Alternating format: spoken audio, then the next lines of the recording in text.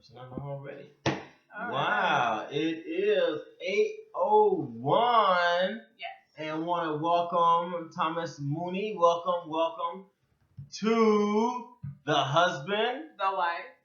the issues.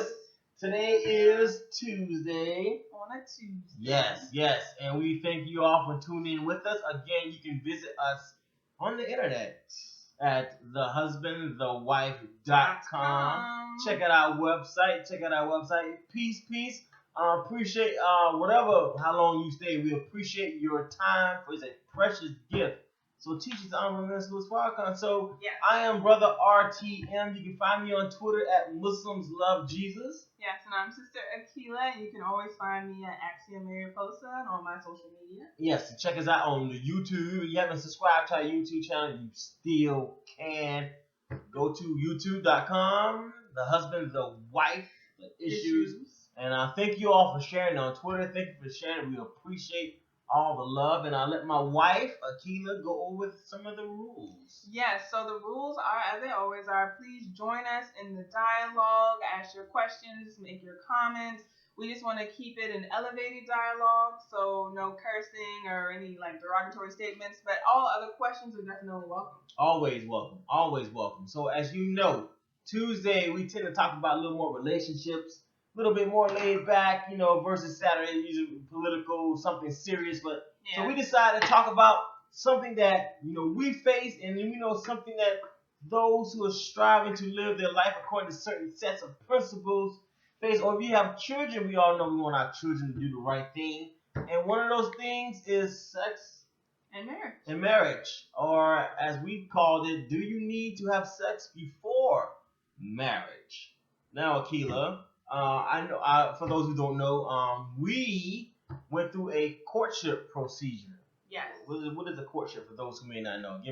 Give me a little knowledge dart. So just briefly, because courtship can be a whole lecture in itself. Yes. But just briefly, courtship is the process of getting to know someone in order to seek if the person is compatible for marriage for you. So during this process, there's no really no physical contact. You have chaperons, and you really take time to get to know the person's mind. You're not trying to get to know anything besides their mind during this process. As always, we definitely encourage the questions. Thank you, Dr. Pierre. Shout out to the Iotas in the building for sharing it. Appreciate you, frat bro. Thank you all for joining in. Thank you for the hearts. Yes, it was different than the dating process. People tend to think that when you're dating, that the goal is marriage. However, there's a lack of. Some people think that. Some people. Not everybody thinks dating leads marriage. Whoa. So why do we date? What's the purpose of dating? Why get into it? Well, I think that some people think that dating will help them get married. But some people just date for fun. When I was in high school, they were told, just date around, see what you like. It doesn't mean that I'm interested in marrying the person. So we got another fraternity in the building. So Brother Nazar is a Q, Omega Psi Phi. Okay, you heard that, Dr. Pierre? We got a Q on the line, bruh. But shout out to Omega Psi Phi. They do wonderful works in the community. That's what we all about, But back to the topic of dating, courting, sex before marriage. Why should we know? Let me get a little sample before I, test drive the car before I buy it. Because at the dealership, you get a chance to test drive the car. So, good thing we're not cars, though.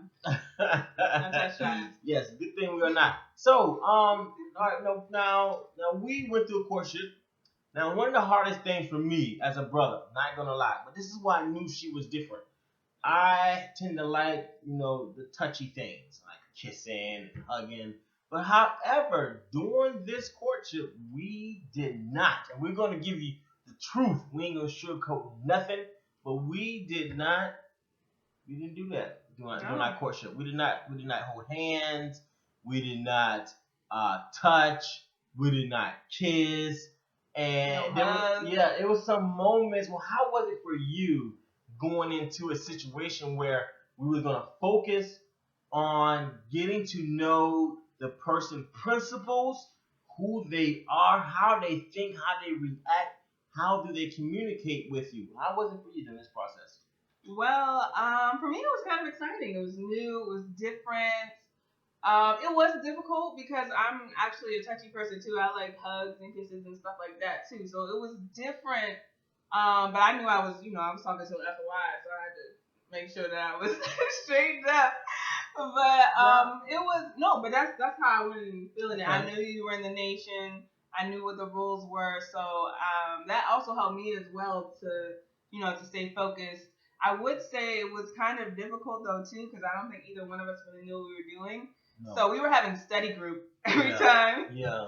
Every time we saw things, we were just going over the teachings, and it was very intense. I remember talking to my aunt about it, and she was like, "Just tell them you want to have a regular conversation." Right. And I was like, "No, I can't do that." Now, you might have to simplify it for those of us who are not in the nation. When you say your conversation was strictly on Walaikum Salam Tamar, and yes, for those who our Christian family, we say Assalamu alaikum. That means peace in the Arabic language, and we give each other that greeting because Jesus greeted all the disciples with peace. Yes. So that's how we come. We want to get everybody familiar. Don't want to scare anyone off with something that's different. But now, okay. One of the challenges in the courtship when I was courting my wife was to properly get to know her and be myself. I'm not gonna lie, I got so caught up in trying to just talk about the religious aspect. I mean, we had that in common, so it was easy for both of us.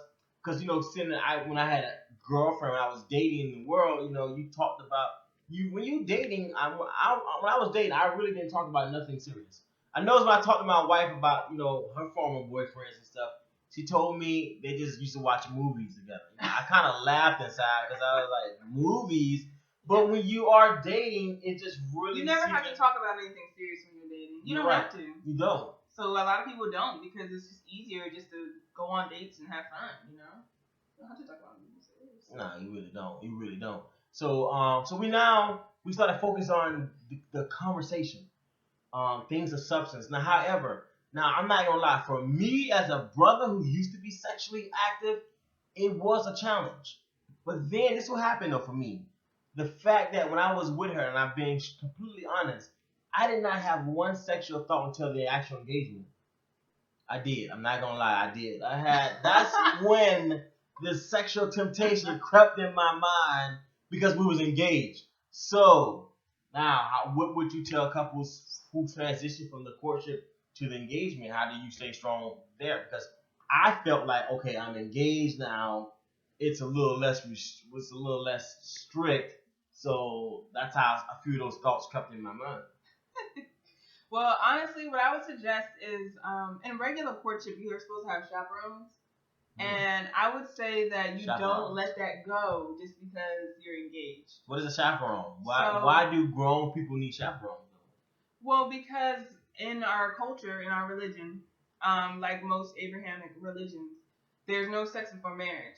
So even though the Honorable Minister Louis Farrakhan, he gives this example when he was talking to his daughter, he said, it's not that I don't trust you, it's that I don't trust nature. And especially if you're engaged to the person and you're saying, like, this is the person I want to be with, the person I want to marry, those kinds of thoughts and emotions are going to come into your mind. And if you think that they're not and you're holier than thou and that's just not going to happen to you, you're lying to yourself. You're wrong. And you're setting yourself up. You are a natural man. I don't care how strong you are. You're a natural man. You with that woman by yourself. That's why we even had to watch the movies. I'll tell you what. It got so serious. I know it may seem crazy, but we watched the movies that we saw because I know for me, I didn't want to see a movie that was sexually suggestive because I didn't want to put any bad seeds in her mind or have her thinking. Because, brothers, now we can be slick. You can take a sister out to the movies, something that got a sex scene in it, to see how she reacts. Yeah, the minister talked about that. Yeah, it happens. I mean, just because you a FOI don't mean you a striving person. Just because you say you baptized don't mean you saved.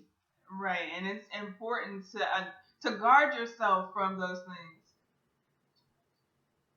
We had a question. Brother said, thanks for sharing your challenges. Did your wife face any challenges during the courtship? Perfect question. Did you face any challenges? If so, what were they? Well, the main thing for me is I kind of felt I'm being honest. Can I keep it real? Keep it real for Jesus. Well, we had a long distance Muhammad. courtship. And one of the things that was difficult for me is, like, my love language is touch. So, and my husband, because he didn't really know, well, my courtmate at the time, because he didn't really know, he would look away from it, like he would look at the floor. Yeah, I was bad.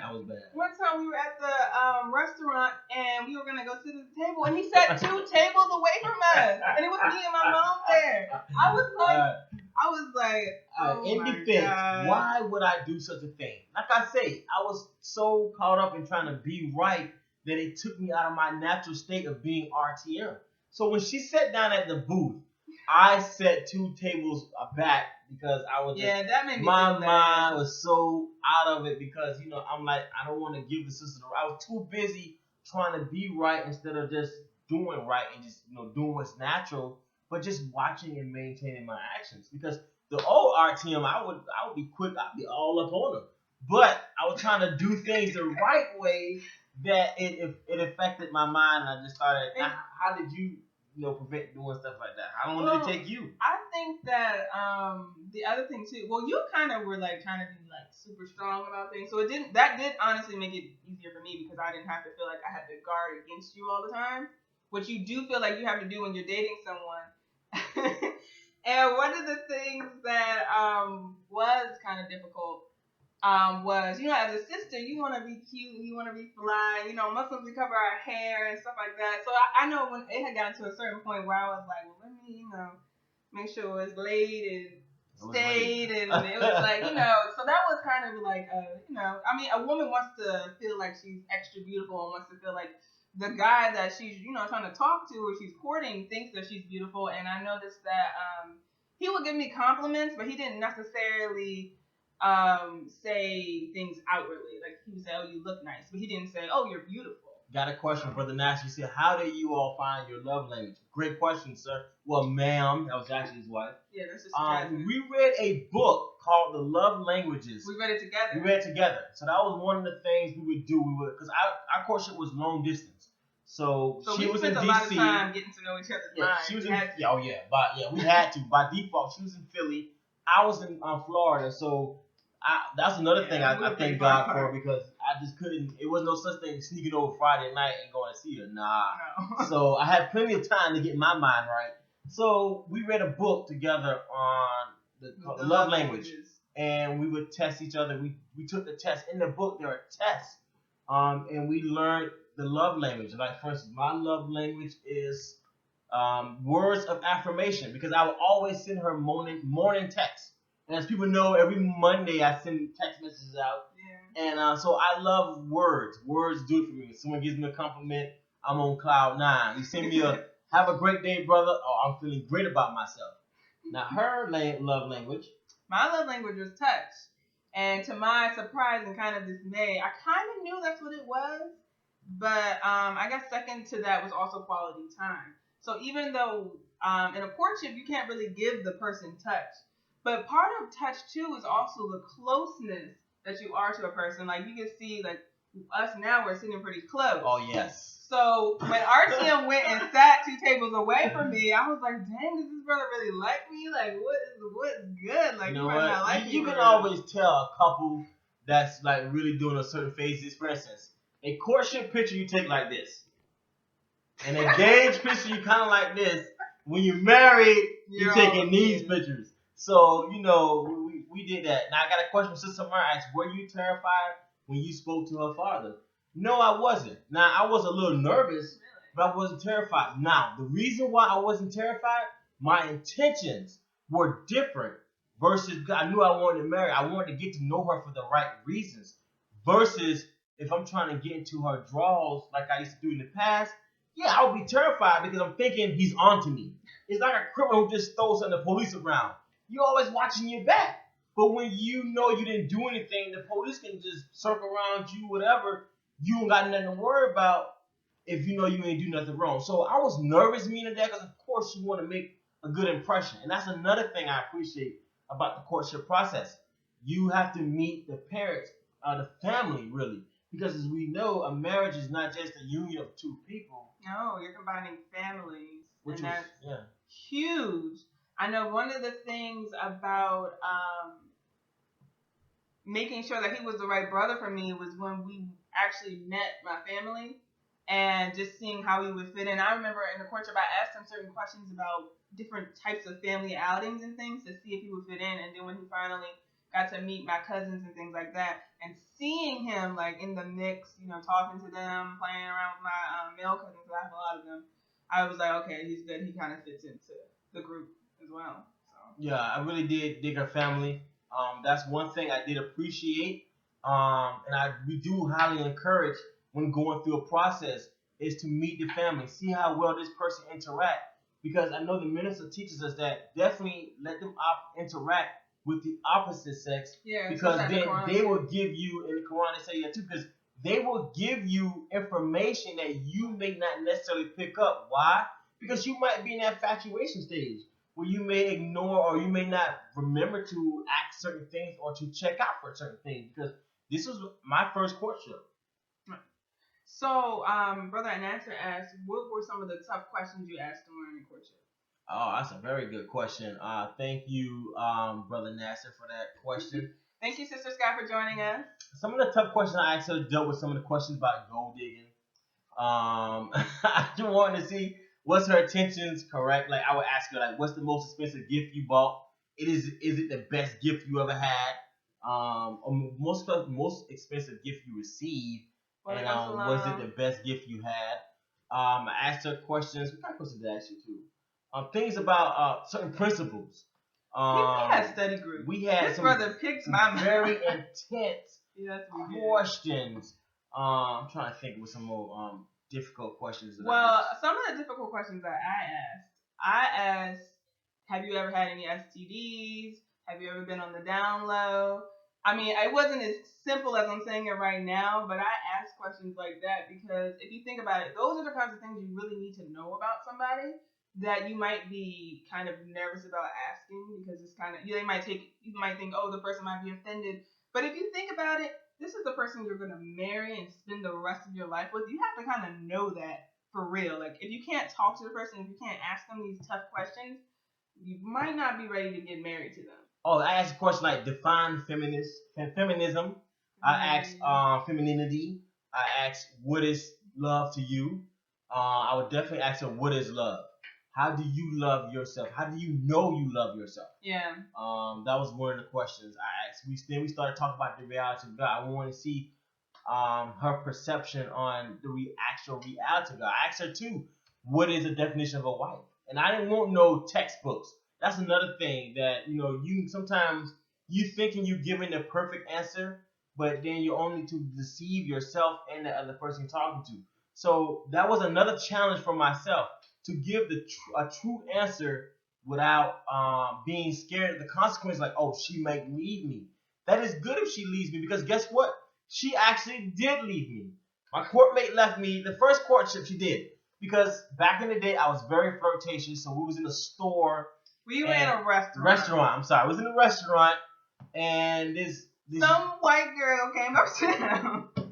And you have to excuse me because this is the reason why some white girl said, "Wow, you look nice. You have a very nice bow tie." And I said, "Oh, wow, thanks. I wore it for you." And she was right there. Now I didn't think nothing of it because I did. I just just second nature. The boom just came off my tongue. But then we sat down, we ate, and I thought everything was good. I acted completely normal. 2 months later. It wasn't 2 months. No. It was like 3 days later. 2 months later. No, it was not. 2 months later. It was 3 days because it was holiday in atonement, and when we got back, 3 days later, I called you and we had the sad talk. I thought it was 2 months. No. And then she ended the courtship. She never told me the real reason why. 2 months later, I told you. Okay, 2 months later, she told me the real reason. Why? And it was because in her observation of me, she didn't feel like, I don't want a flirty husband. Who wants a flirty husband? I know about these women out here.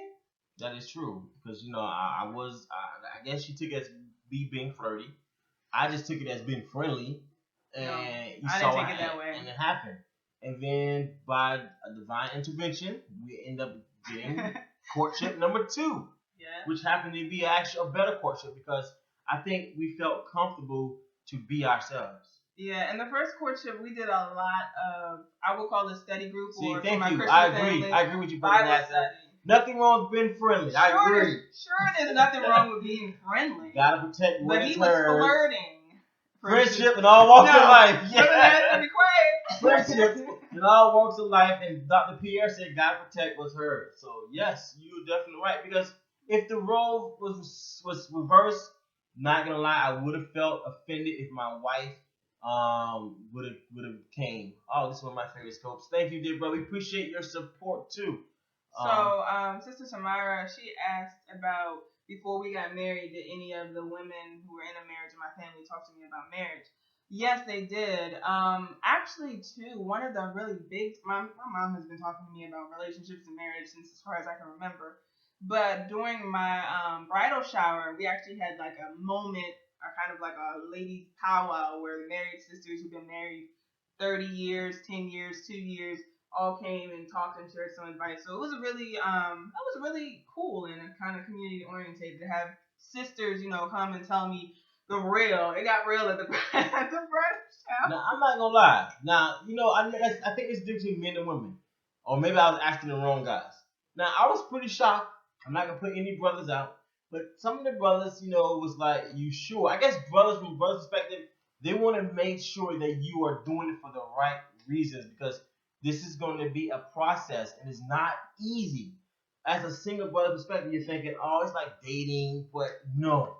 Marriage is nothing like dating. No, it's not. Oh my God, the things you learn about yourself and your spouse. So I asked a few brothers, and I asked some in the nation, and I asked some outside the nation. I shouldn't have asked my frat brother. My line brother, who was married, was the worst, because he was like, no, don't do it, blah, blah, blah, blah. And of course, all my other friends, they were like, no, what are you doing? They loved her, but they wanted to make sure, like, yo, you're going to be, remember, that's you one. Sure?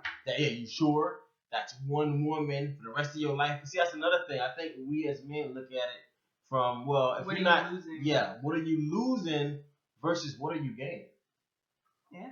And she said haters. Well, no, I do think that men and women take it differently. Brothers are kind of like, I have all this freedom and I can do whatever I want, and I'm gonna get married, and my wife's gonna be saying, "What time you coming home?"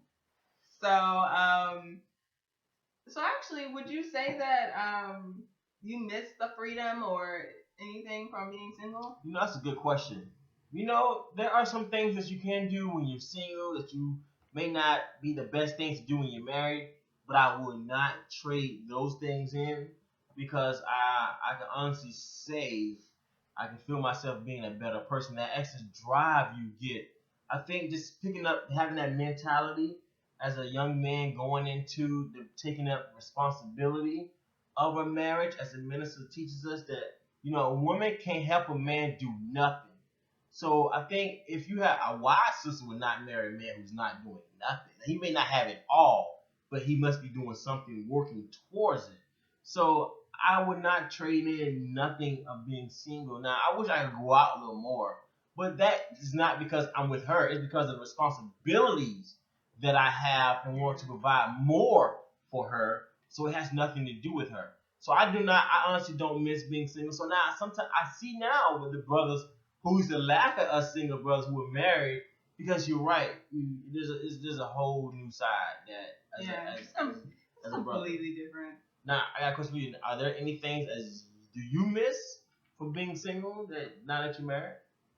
Well, any things that I miss? I mean, the thing about it is I was ready to get married, so not really. The only thing I can think about is my husband moved me away. Oh yeah. 1,000 miles away from my home, and my friends that were there. So I kind of miss them, but I don't miss being single now. Now, would you recommend? Yes, I miss my DC sisters. Now, exactly. What type of advice would you give sisters who are looking at going away a marriage, and how does a distance affect the relationship? Yeah, I think is that something they should think about? I think distance can affect the relationship depending on how close you are to your family. Now, if you're just a jet setter and you've never really stayed in one place too long, and you've never really felt like that, then it might be completely fine and you might not worry about it. I think you're still gonna miss your family, But one thing I would say, definitely keep a strong connection with your family. Like my sisters basically call me at least 5 times a week, so I still get to talk to them at least.